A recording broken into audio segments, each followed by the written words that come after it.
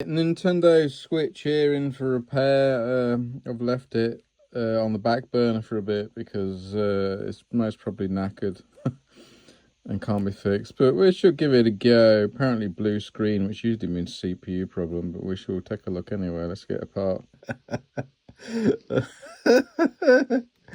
Oh my god, what the hell's going on here? Yeah, holy mother of God, what in the freaking hell's gone on with this charge port? Yeah, Jesus Christ. My God. Yeah, that's not a good sign.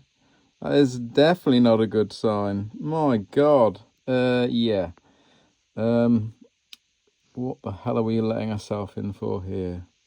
I saw that first one open up and I'm like, oh look, there's probably got some water damage. And then I looked at the microscope and I'm like, what in the hell's gone on here?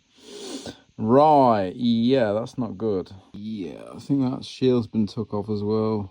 God, I dread to think what's under there. Yeah, there's no thermal paste on that, so I am guessing they've probably reflowed it. Oh God, look, there's a solder ball. Look. Oh Jesus.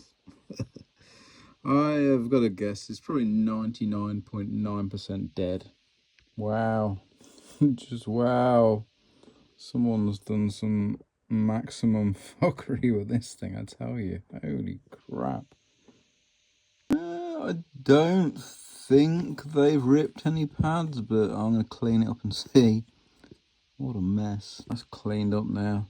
Makes me wonder whether they've just slapped that back on there after a failed attempt or what. Which is, I'm not got a lot of confidence in that, to be honest. But we'll put another port on and see what happens. Yeah, that is the charge port, not soldered like a drunkard anymore. All the readings are okay. Crap, we've got a charging indicator. I wasn't expecting that. Worth noting, they also absolutely annihilated this as well. Look. What is going on with that? Oh man.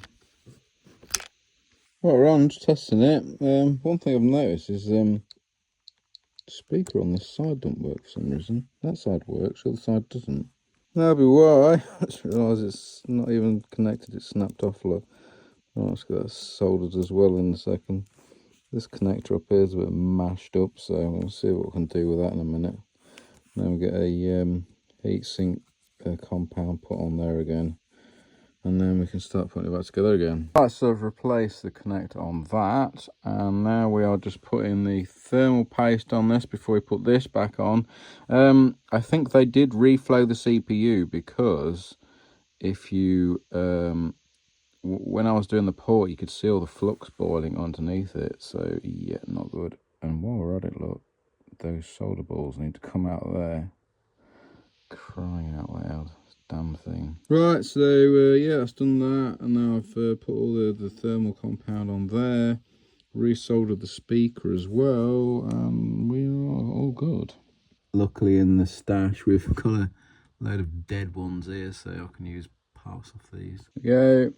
All the missing screws have been done. This little screw here goes there. Yeah, I found that inside on one of the motherboard screws that I'd done. There we go. Job done. Yeah, when this came in, I thought no chance, but yeah, we got there in the end.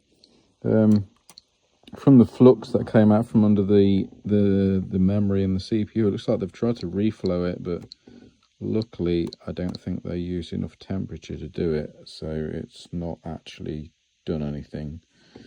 So yeah, major cleanup, repairs on various different things, but we got there in the end.